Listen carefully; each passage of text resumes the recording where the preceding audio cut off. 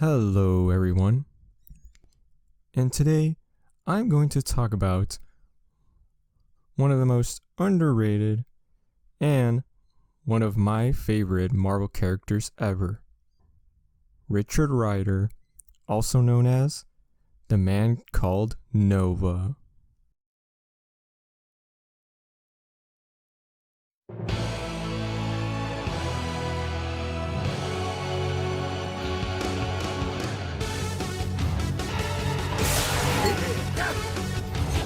What wizardry is this? What the? They call me the human rocket for a reason, goofy great. I'll make a fur coat out of you! Sorry, but there's no way I'm losing to an extra from Bambi.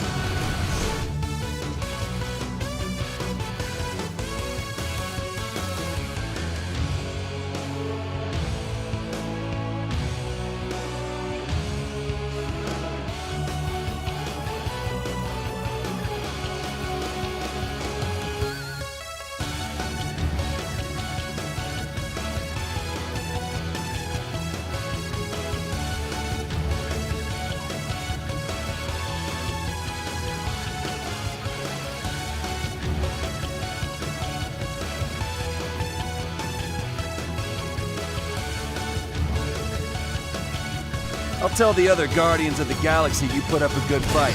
I'll lie.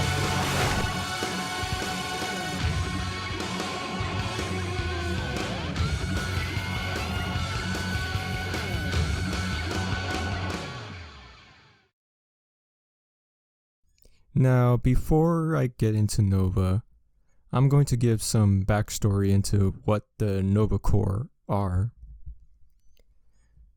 The Nova Corps are a universal peacekeeping force based from the planet Xandar. Led by a Xantarian Nova Prime, members of the Nova Corps are imbued with their source of energy, called the Nova Force. The Nova Force is distributed by the Xandarian World Mine, the source of knowledge, energy, and power for Xandar and the Nova Corps.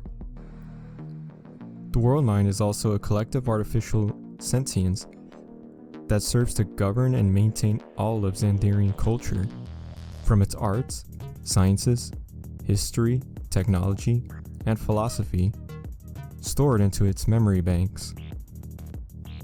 That might sound like a lot, but I think it's pretty cool lore. Now, this takes us to our story and our hero, Richard Rider. Now, Richard Rider was like your average teenager. He wasn't anything special, and he had an inferiority complex, and would be bullied throughout high school. While he had a few friends who were there for him, his little brother was way smarter than him, and since he wasn't good at sports or academics, he wasn't much of a special guy, and he had it pretty rough. He's kind of like Peter Parker, only not as brilliant and intelligent as him. Meanwhile, Xandar had been attacked by Zor the Conqueror, and the current Nova Prime, Roman Day, had been injured, and decides to find a successor to give his power to. That being Richard Rider, who is in a restaurant and gets struck by a beam of light that leads him to a coma. While in a coma, Richard gets the message about his destiny, and when he wakes up, he is granted the powers of a Nova Centurion. He has fun with his newfound powers, and at one point even thinks about getting back at the bullies who mistreated him. But he decides not to, since he knows it would be wrong and selfish, and instead decides to use his powers for good and become a hero. Soon Zor would show up on Earth, and Nova tries to stop him, but after fighting for a while, Zor mysteriously teleports away, and Roman Day defeats Zor and sacrifices himself in the process, leaving Richard to become a protector of his home planet as Nova. And that's his origin story. Later on, Richard would eventually learn more about the Nova Corps and what happened to Xandar. He eventually would reveal his secret identity to his family and go to space to fight the Skrulls who were attacking Xandar. After fighting the Skrulls, he would go back to Earth, but at the cost of giving up his powers. Unfortunately, he had been gone for a year, and his friends had already graduated and moved on. Since he was behind on his school studies, he dropped out of school and worked regular jobs like flipping hamburgers to make ends meet. He even started strength training to make up for him losing his powers. Wow, that got me. While it was sad and gloomy, he would come across Night Thrasher, who drops him off a building, and Richard gets his powers back after a long hiatus, given to him after Xandar had been attacked by Nebula, as a backup plan.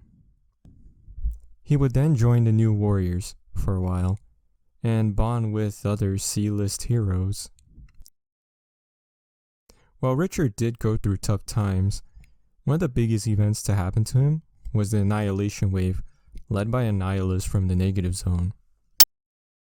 Even though the Nova Corps has gone through catastrophic enemies like the Skrulls and Nebula, the Annihilation Wave destroys the Nova Corps, leaving Richard alone as the last remaining member of the Nova Corps. He is shocked and broken until he comes across the World Mine and is required to hold the entire Nova Force to preserve and hopefully rebuild the Nova Corps.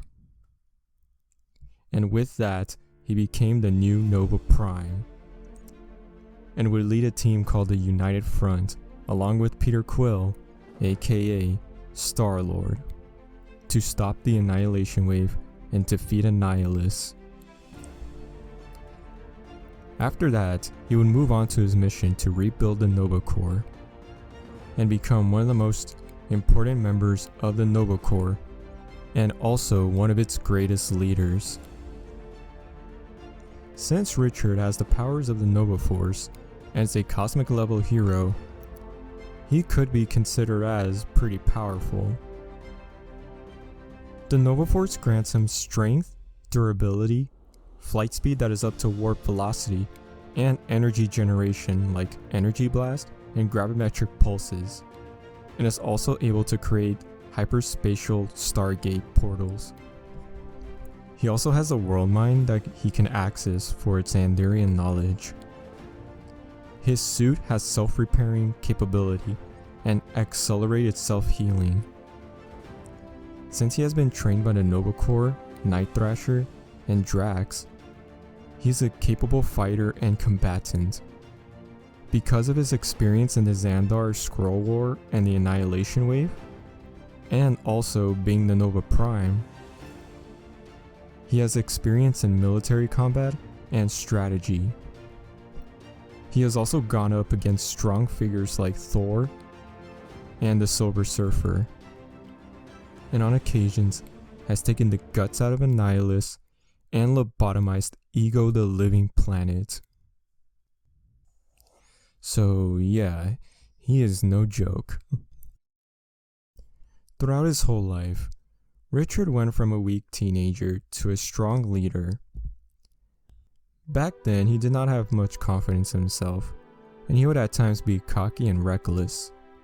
And when he grew and started leading the new Nova Corps, he would be more strategic and tactical, and be a shining example for the Nova Corps. A story about inner strength, willpower, determination, and leadership. Richard would be one of the most greatest protectors of the galaxy as the man called Nova, the human rocket. And that, my friends, is why Nova is awesome. Now, if some of you want to get into Nova and you want good reading recommendations, well, it's okay, because I got your back. The best Nova run, and my favorite, is the Dan Abnett run. This is where the Nova mythology is expanded, and where Richard develops into this badass warrior.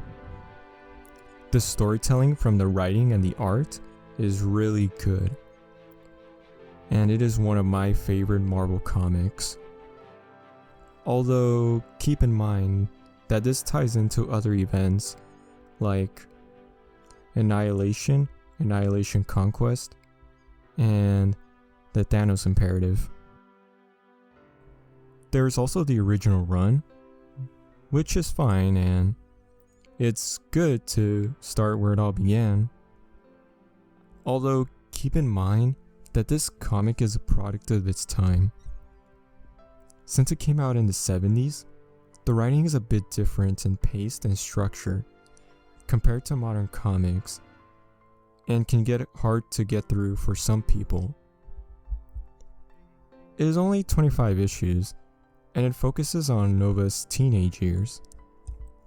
Another recommendation, which might sound odd since it is not named Nova, but it does feature Nova.